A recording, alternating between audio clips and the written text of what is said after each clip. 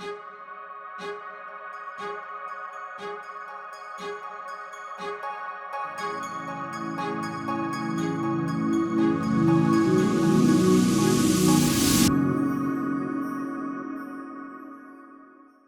hello and welcome to Kitty Talks. We share inspirational life stories that empower you to create yours. And today I have with me another ex-professional sports person, but we've had one sports person on the show before, and it was so enlightening. So I'm very excited to talk to Philip. He's an ex-professional basketball player that is now a sports consultant / fitness coach. Yes. Yes.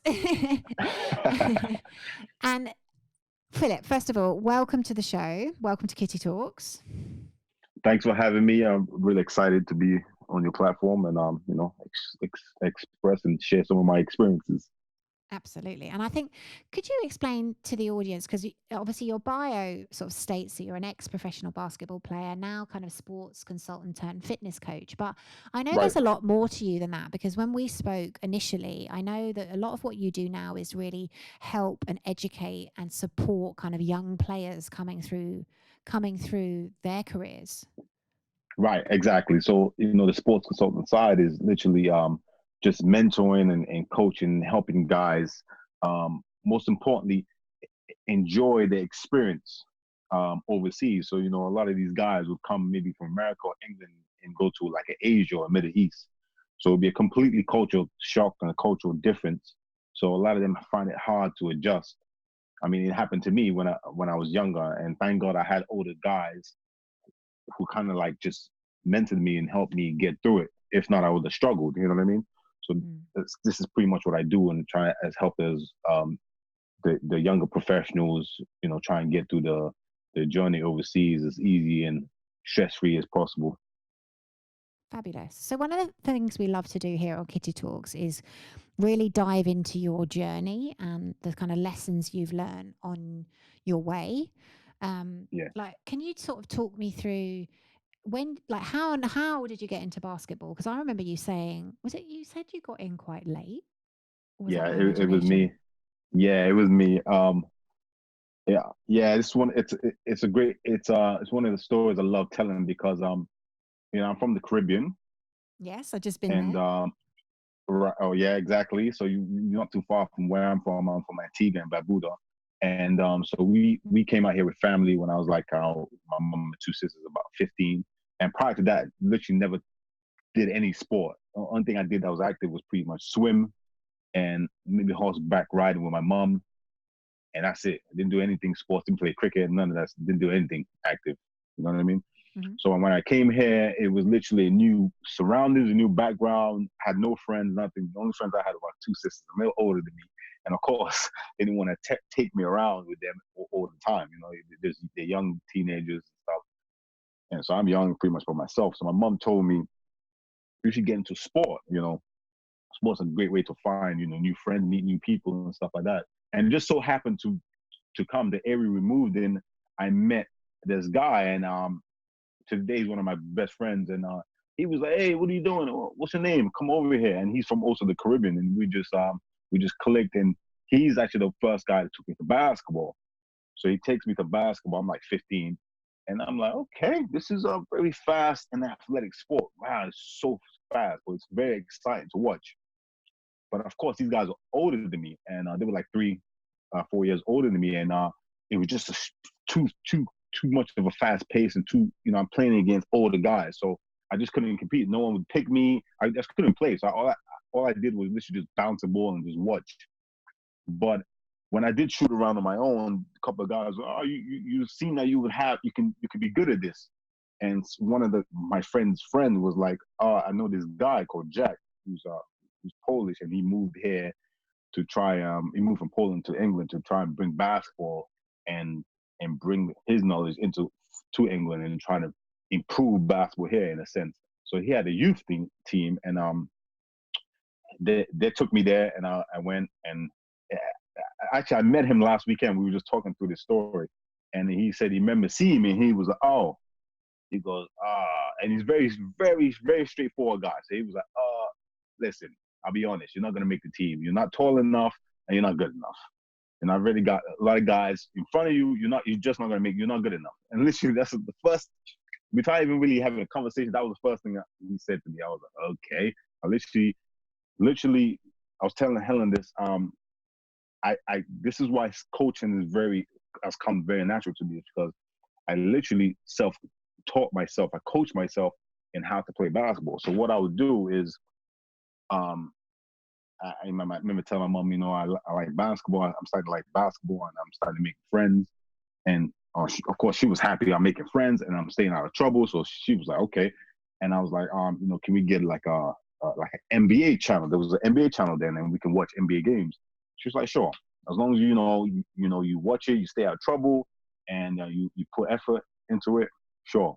And she got it. And I remember I used to watch games of my favorite players, and I literally mimic what they did on by myself practicing. So I remember at that time we had like there was a basketball hoop in like a recreation center, but it was only open in the daytimes. And of course, if you wanted a member or something, you couldn't go in there. I remember trying to go in there a couple of times. It was like, no, you're not a member. But if you know anything about basketball is an indoor sport played on wood, right?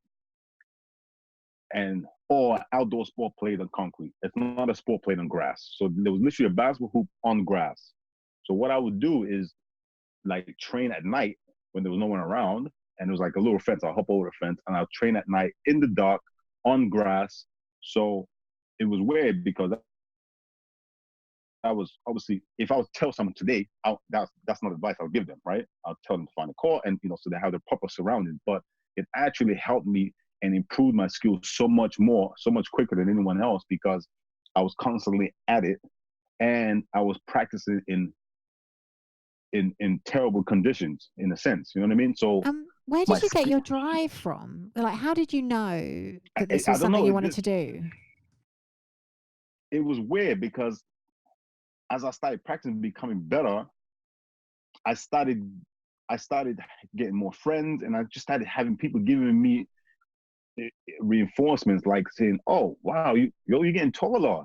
Oh, you're getting better. Oh, you play basketball. Oh, you're getting good at it." So it was kind of other people telling me that how good I was improving, that started giving me more drive. And of course, the Polish coach I was telling you about that told me I couldn't make it, I kind of wanted to prove him that, no, I can make this team. This team is not that great. I can make it. If I just put my mind to it, I can make it. So my hope throughout the whole summer was trying to prove him wrong, going back to him and saying, I can make this team. So I'll do anything, practice it just to make the team. So that was my drive. Then I guess that team, if that makes sense. Yeah, sure. And how did it make you feel when you were playing basketball? I mean, it felt great. It was the one time I can stress relief. Nothing else mattered. Only thing that mattered was the game, right?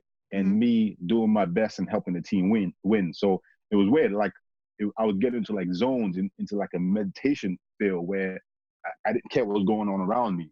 Nothing around me could bother me. It was just about the game. And yeah, it was just a great flow. It was like a flow of things. Like when I had my best games, I was in an unbelievable flow where I wouldn't even remember after the game how exactly what I did, but I knew I was in a flow, and no one could say, do, whatever could just stop me from that flow. I love that. That's my type of conversation, because that's, I truly believe when we are doing things that we love, that we're good at, that we're passionate about, we get this flow sensation. Like, artists talk about it, sports people talk about it. I remember it, when I used to play sport. So that for me is a great signpost that you're doing something you should be doing. Absolutely. And it's weird because as I got older in my professional career, then I started realizing, I said, oh, this is what I'm great at. This is what, so for instance, I gave this example, it's like a wall, right? So you have a wall and there's water on the other side. So if you poke holes in it, obviously water would flow out, right?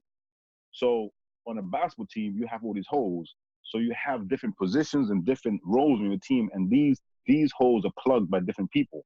right? Mm, mm. So now you have a wall and there's 5 holes and all 4 holes are plugged. There's still one and there's water coming out. I felt it was my job to plug in that last hole to make it a 1 hole wall where there's no leaks. And when I did that perfectly, was the was every time every team I was on was pretty much successful. We either won a championship or we were close to winning a championship. I mean, I've been blessed to win about 4 different championships in 4 different countries, And this and was by everybody playing to their strengths. Is that what you mean? Everybody. playing to the strengths. I played on many teams where everyone is super talented, but we never won, right? Because it Mm. was just talent. But when it was a less talent, but everyone was good at their various roles, because no one had never had the same role. Everyone has different roles.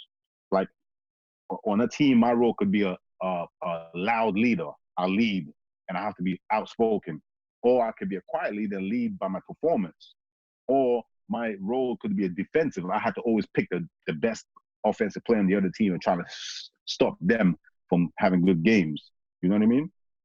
Yeah, and I think it's So a there was great metaphor for life, because I truly believe that all of us have got something we can give, but actually when we put those things together, like you said, you're unbeatable. Like, I'll give you an example. In my business, like, I do the bit I love, and then I outsource the bits I don't love to the people that love them. And it's kind of like everybody's doing the bit they're really good at, and everybody's doing the bit they really love, and consequently you become really strong together. Whereas if I was just left to my own devices, I'd never finish anything.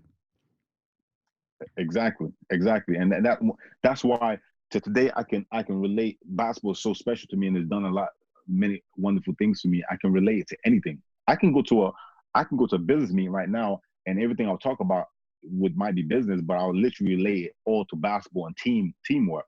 So I can relate anything to basketball. You know what I mean? Of how I approach the mental approach, the physical approach, and how everyone has their roles, and you're better off uh, being great at a certain role than you Everything to being good everyone. Mm, at everything. You know what I mean? Because mm, it could yeah, yeah. become too demanding. But if you're great at saying 1 or 2 things, you're more valuable in any team or any different country you could go to. So that's how my approach was.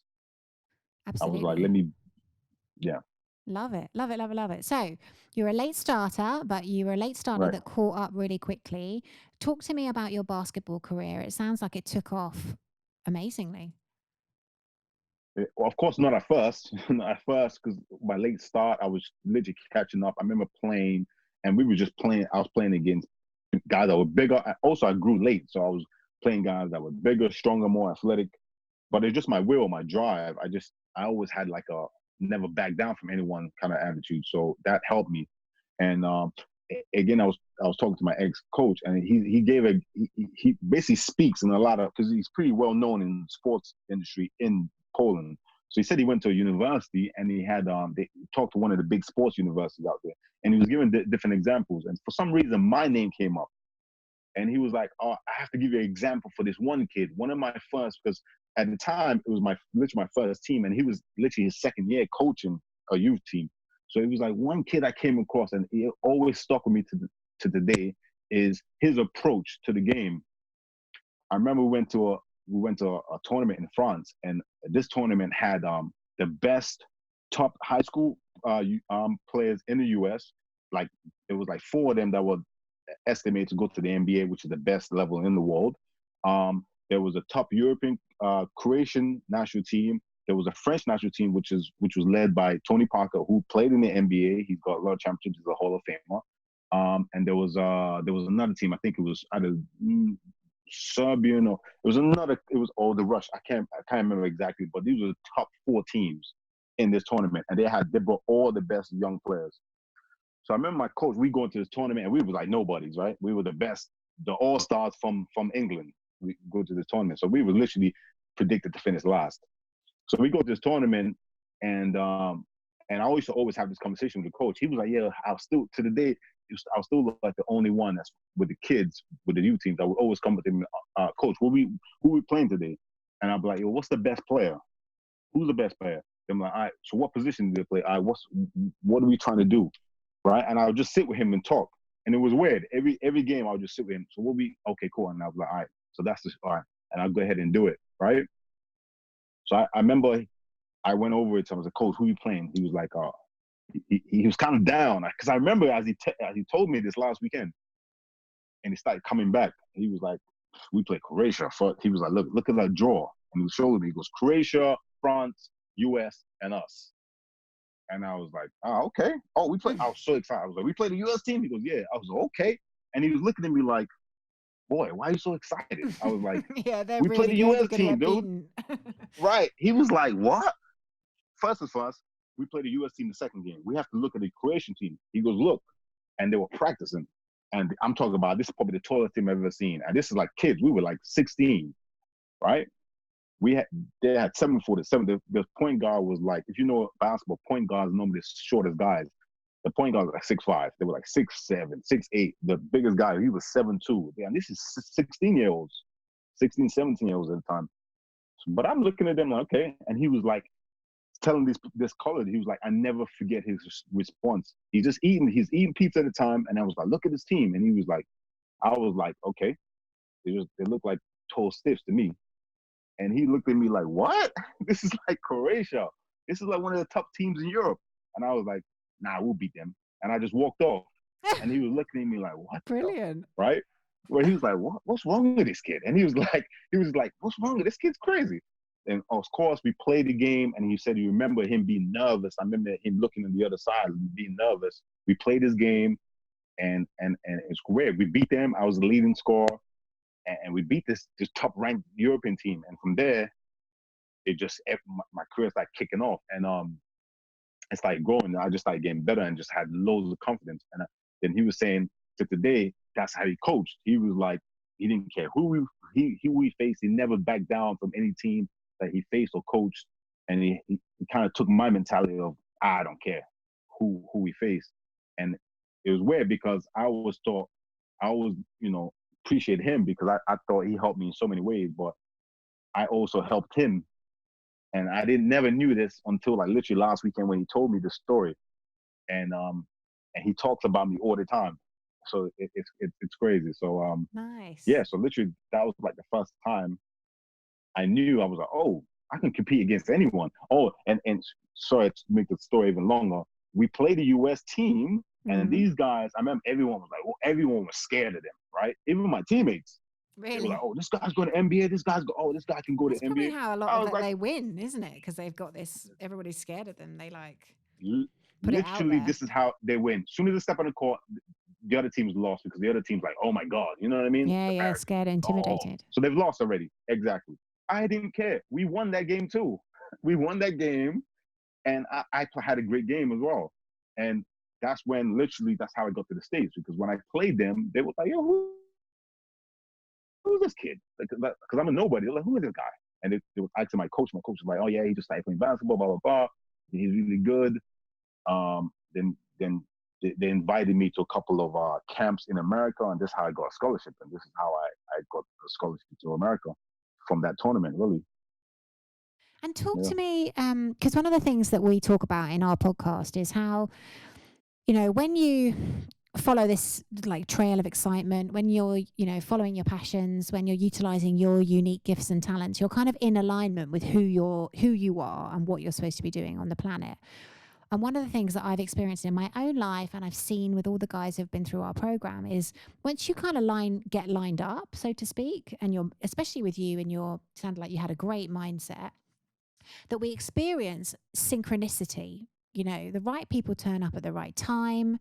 You have some I've had some crazy shit actually happen in my life. Like the non-profit organization that I run now, I was so determined that I was going to run it, like even before I even knew anybody who was in it.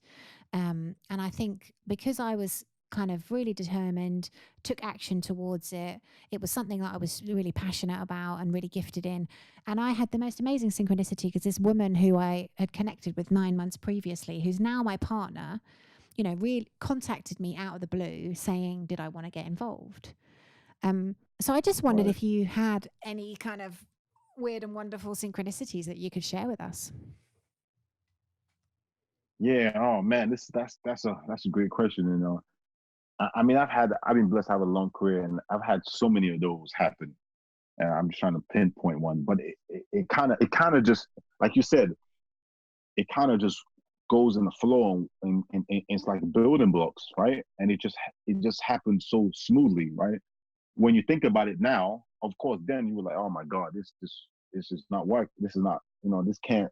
It might not work out, right? I mean, just playing that game, all of a sudden I get invited to a camp, and from the camp, my coach some happened to know this guy from Europe, and he was a good friend with the high school coach that I went to, and he was like, "Oh, get this kid," and they got me. Then from there, um, there was this coach, because this is prior to like YouTube how it is now, right? I can easily just put some highlights together and send it to any school I want in America, right? And they could take a look at me through the internet. Back then, it wasn't like that. You know what I mean? So people actually have to be word of mouth to actually be there to see you, because no one is recruiting you, especially an international student, just bare off video. They want to see you in person, see how you interact with other kids and how you perform under pressure and stuff like that. And it was just everything was falling in place. All of a sudden, I'm in America by myself, away from my family, and I'm like, how did I get here? You know what I mean? From playing basketball at 15, all of a sudden I'm 17 in high school in the States and playing basketball and getting my education paid for me. Then same thing when I graduated, I wanted to graduate and probably just start up a business. And I was like, yeah, I'm just gonna, I've got an education, amazing through basketball, and okay, I'll just start a business or something. And just a random. I came back to London. A random guy just came and goes, "Hey," he goes, "Oh, you was in States, right?" I was like, "Yeah, I went to school out there." He goes, "Oh yeah, I followed you. You had a good career. Have you considered playing professional basketball?" I was like, "Nah." You know what I mean? Nah, professional basketball. I'm not that good. You know what I'm saying? And he was like, "No, I don't know an agent," and that's how I got my agent. And he I said, "Oh, would you consider playing in Germany and Poland and stuff like that?" And first country I played in was professional was Poland. This is back then. This is when it's not it is now. Now it's a little bit more tourism. There's more tourism there. This is prior to that, and I played not far from the city where my first coach is from. Nice. You know, Mm. and it's crazy. I just before I met my ex coach last weekend, I just booked to go to Krakow, which is like very tourism and very historical city. And and I meet my ex coach, and he goes, "Dude, I'm from that city." You know what I mean? So everything is just comes full circle, right? And that's how my career just went. Of course there was many ups and downs. There's sometimes where I got a contract, where I was like, nah, I'm gonna go for the money, more money. And I went to the place and I hated it because I was unhappy. You know what I mean? So then I Rather started than following realizing your heart. Yeah. exactly. Follow your heart. Um, you rather be make less money, but be happy in the country, in the situation, and on the team, and be happier. One, you're gonna perform better, and two, you're gonna enjoy it better. So And that, that's how my mindset started becoming. well, that's what I was going to ask. Like, that's so. What advice would you have for our listeners? Everyone who listens to this podcast is in the kind of create our dream life conversation. That's the conversation Yeah, I'm in. I'm in the purpose conversation. I'm all about people uncovering and discovering what they love, going towards it, and then making a difference with their lives. But what advice would you have for our listeners? They're kind of on this journey, and as we know, mindset is everything, and our minds tend to play games with us. Um, right.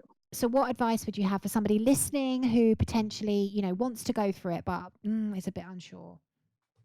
Uh, I would 100% um, recommend following your passion. The great thing is some people are lucky enough to find their passion and just stumble onto it. But I'm passionate about this. You know what I mean? Some people know off the gate. Some people stumble onto it.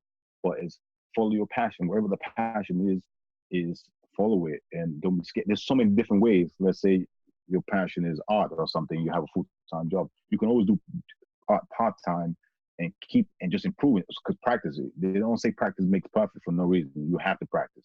Practice behind the scenes is what makes you great at whatever you do. No one successful doesn't come from the blood, sweat, and tears in practice to be performing at the biggest stage, right? Without any of that practice, any of that backstage. So You can always do it. You have to break it down. Like prior to basketball was my passion. You know what I mean? And it so happened to I went from basketball to coaching. That's my passion again because it all smoothly came together. But prior to it coming together, I I had all these different other silly ideas, which were all crazy ideas. You know what I mean? It just so happened that this coaching was like a third idea. I was like, yeah, I think coaching would be perfect because that's natural to me. You know what I mean? Helping others and trying to help others and trying to guide them into a healthy lifestyle. That's what I've done, and that's how I did. I coach myself. You know what I mean? So it's all about. Of course, it's gonna be tough. Hard work takes hard work and dedication and commitment, but you rather do something that you're passionate than something you don't like. Think about it. Yeah, how many people that work, or you can even have the highest paying job, but you don't like it, and it just make you happy. Then it can make you stressed. It can make you depressed. You know what I mean? Because you have all these deadlines. You just constantly work, work, work, work. But you can make less money, but find yourself in the country you want to be, or around people that you love, and just excited to get up every day and to do what you do every day. And why And do you think that's it so much. works, Philip? Why do you think following your passion works? Why I think it works? Yeah. It works because it it enriches you, right? So it works because it changes all the pulses of your body, and it's all positive, right? There's no negative. Yeah, with things that you do that's not you're not passionate about, there's so many negatives that can pull you into different directions. Whereas something you're passionate about and something that you're happy doing, it's not it's a lot of positivity. So it kind of sets you on the right path, and all you can do is build and build and build and progress from that. Whereas if you're doing something you don't like, it's so many distractions, so many different ways you can go that's not going to lead you necessarily anywhere that you might want to be. You know what I mean? That makes sense. Hmm. Yeah. Absolutely. So Absolutely. And life's too short, isn't it? Life is too short to do stuff that we don't enjoy. I think, absolutely, if you're listening to this and you've got resistance, that's one of the things that I always talk about is how much resistance we get around something. If you're starting to get resistance about a job, a relationship, there's that kind of nagging doubt comes up. That's a signpost. That's your inner sat nav that is really talking to you. Um, and none of us are taught. exactly, Yeah. exactly. But none of us are taught this, are we? We kind of learn it the hard way. We learn it through trial and error. That if we ignore that inner sat nav, if we ignore that nagging doubt, if we ignore that resistance, then I do think that the universe has a way of correcting us and putting us on the right path. Absolutely. But it's also key to be successful in everything you do is learning from your mistakes. You know what I mean? Yes. I don't think it's gonna work, or you're gonna be successful in this sport if you don't learn from your mistakes. Because you're gonna have loads of mistakes. But just learning, say, oh, that situation, yeah, that didn't go well. All right, let me refine it. Let me do this. Let me try and change it up a little bit. And that's how you get better. That's how you become. Uh, the most important thing for me was longevity. Is longevity, learning from my mistakes and improving and doing things different and just keep building. You know what I mean? So it's super important to learn from your past experiences and try to, and with anything, right? Relationships, with work, you know what I mean? You can't keep doing the same thing because, you're not getting anywhere. Keep doing the same thing because how you going to get a different result if you keep doing the same thing that didn't work, right? Yeah, absolutely. Absolutely. And can you share with us, because I know you said you got injured, that was how your career Yeah, ended. Like, can you sort of share with me that part of your journey? Because I think there'll be some real gifts in that for people. yeah. It wasn't when my career ended. That's another story. But I'm very happy that I was able to to retire on my own cord, right? So not no one telling me, oh, you're too old, or my body was breaking down completely where I couldn't walk, or I had a bad injury where I couldn't perform, or an owner saying, now we're not going to pay you because you're old. You know what I mean? So I was so happy that I can walk away from the game that I loved on my own accord. But as far as the injury, this happened to team like in middle of my career, and I remember this because a team contacted me, my agent, and my agent contacted me. Oh, this team really likes you. They're willing to pay a lot, but the only thing they want to bring you in the summer and see you in person. See you, gel with the team. They're gonna have like a couple of friendly games against, I think, like two U.S. teams or something like that, and they wanted you to come in and play and see how you adjust. I was like, cool. When is that? 2 weeks from now. I was like, perfect. So I said, okay, I'm gonna train. I'll Yeah. train for a week hard. Then just before it, I was gonna play a tournament here, just to get, a feel for it. Because in the summertime, you generally just train and don't play too much basketball. You know what I mean? If you're smart. When I was young, I just played loads of basketball. But you need your time. You need to give your body time to rest and adjust, because it's constant grinding on your body, your joints. You know what I mean? Every day in the season, right? Mm-hmm. So, Yep. so my friend tells me at this tournament, I go to this tournament playing. This is great playing where we're winning the game. This is like, I can't even make this up. 2 minutes left in the game. I should have even came out. This coach just subbed me out, but I was just there.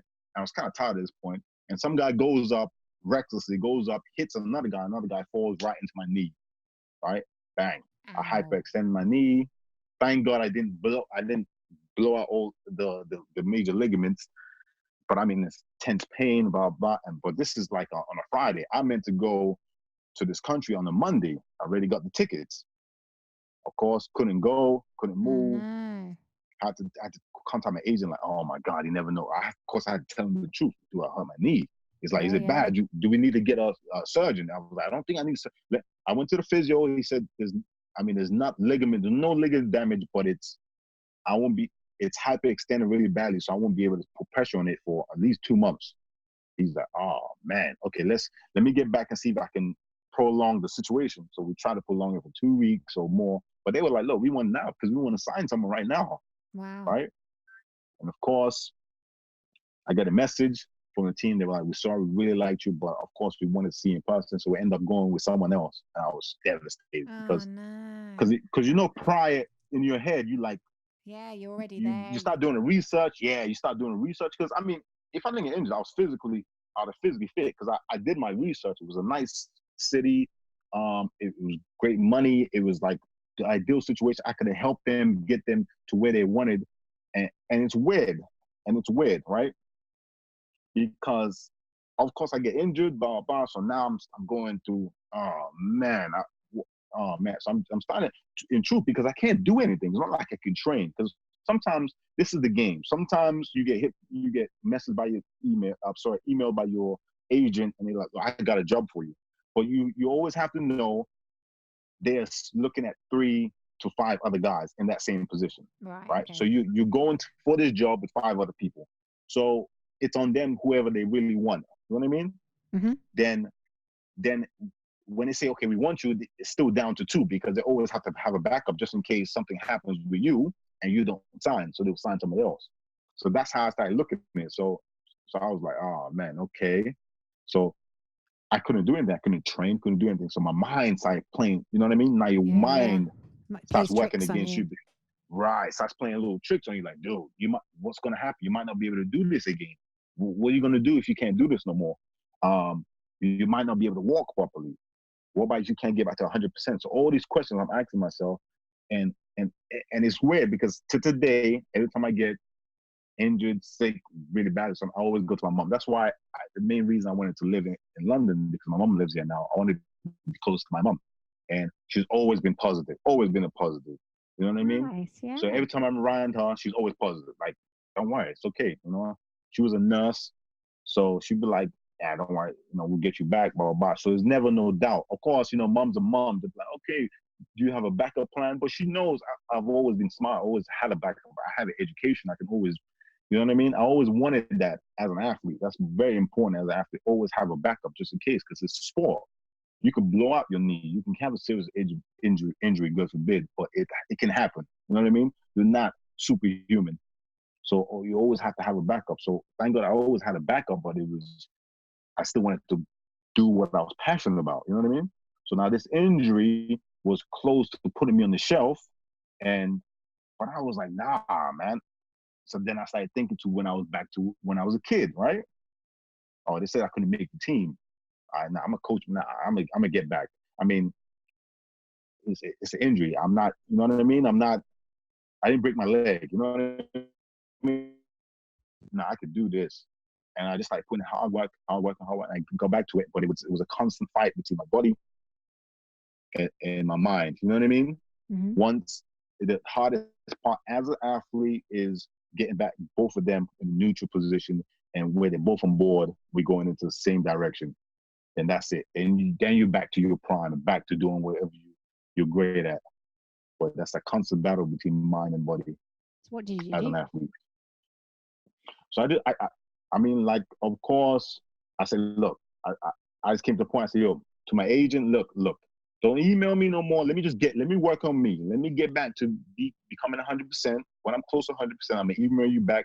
Then you're gonna tell me what is available, what's left on the market. Then we'll make a decision on what team we're gonna sign with. Until then, I'm gonna work on me. I'm gonna get back to square one, doing the stuff I used to do in college, right? Or the sprints and all that, and just go super hard to making my body really adjust and bounce back stronger than how I was prior to the injury. And that's what I did. I literally just, and it was weird because I just kind of like locked off myself from everybody else and just focused on me and rehabbing. You know what I mean?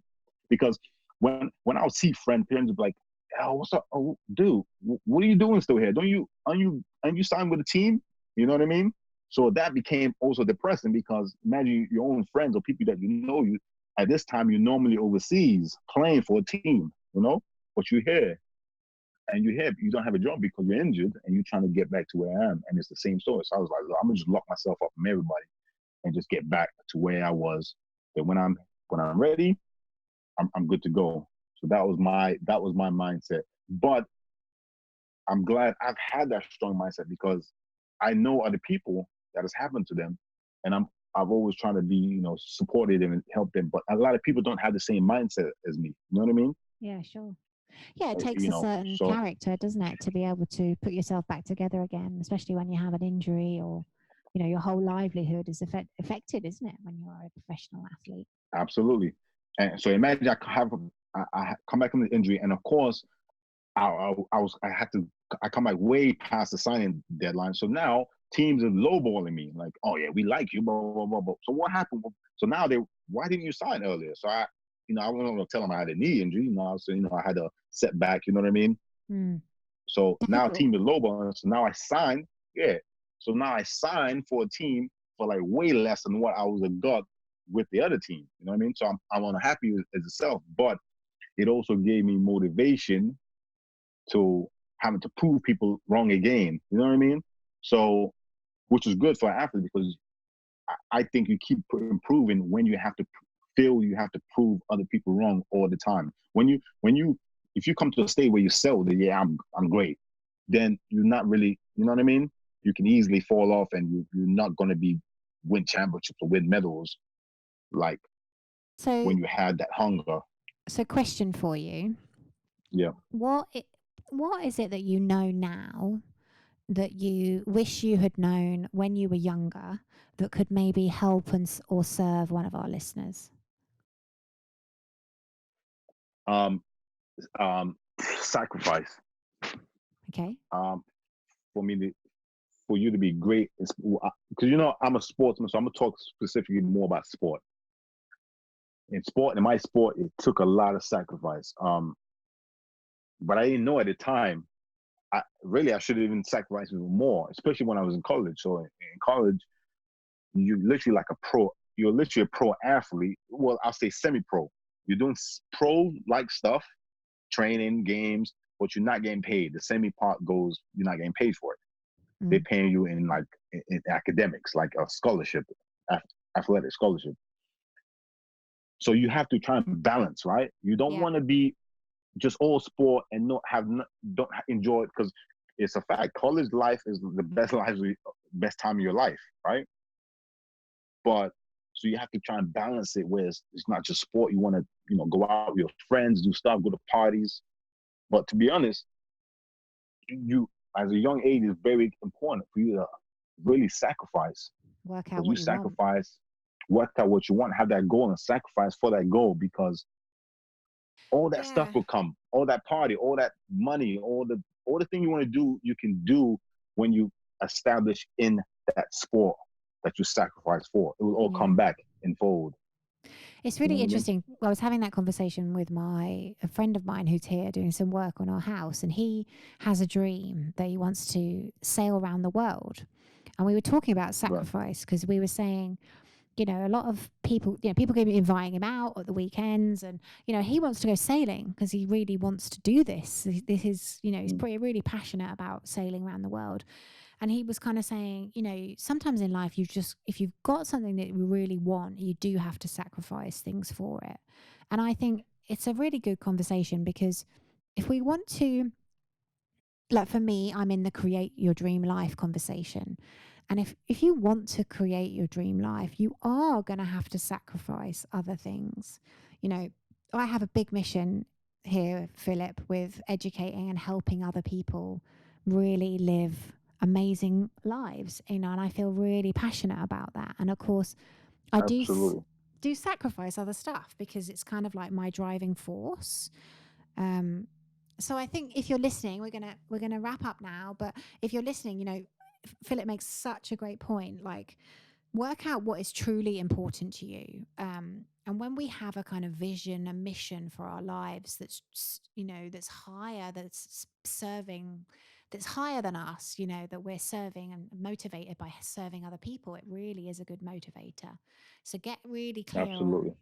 what you want, and yeah, there'll be a bit of sacrifice, but boy, it's worth it, isn't it?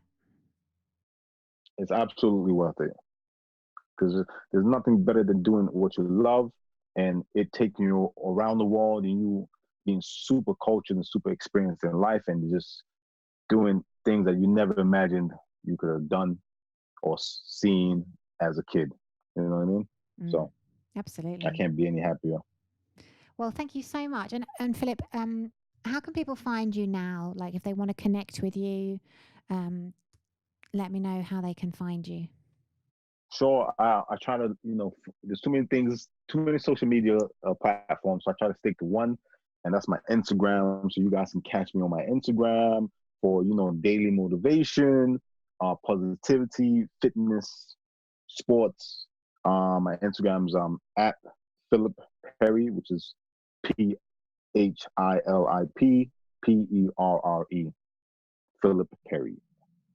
Brilliant. Excellent. Well, if you have enjoyed this interview, please tag both of us when you are listening to it so we know that you're listening and we can share. And I'd love to know your insights from this interview. And if you're out there doing your Dharma, going after your dream life, then, take heart from this. This shit works is one of my favorite expressions, Philip. Definitely. I didn't even know we can cuss, so that's even better. So yeah, this shit definitely works. I mean, it's all about hard work, dedication. I mean, it sounds a lot tougher, but it's not. I mean, you have that, you have your goal and you're passionate about it. Go after it, no matter what. And very important, eliminate all the negativity, especially negative people that say you can't do this or that's too tough. Really? Why? Nah, it's all about positivity. Have positive people and have positive surroundings around you. This is a big time excellent block to you to get to where you want to be. Absolutely. Absolutely. Oh, Philip, thank you so much. I thoroughly enjoyed our conversation, and you're a beautiful Thank you human. so much for having me. No problem. Beautiful human being doing wonderful things in the world. Thank you so much. I really appreciate it and loved being on your platform. Hopefully we can do this again. Absolutely. And we will see you next week with another amazing guest demonstrating that you can do what you love and make it work. But that's bye from me. And Philip, thank you so much. Thank you. All right, guys. This podcast was sponsored by my Do Your Dharma course. Create a life so good that you pinch yourself. This 8-week online course demystifies Dharma and shows you how to tune in to why you're really here. Go to www.kittytalks.com/do your Dharma.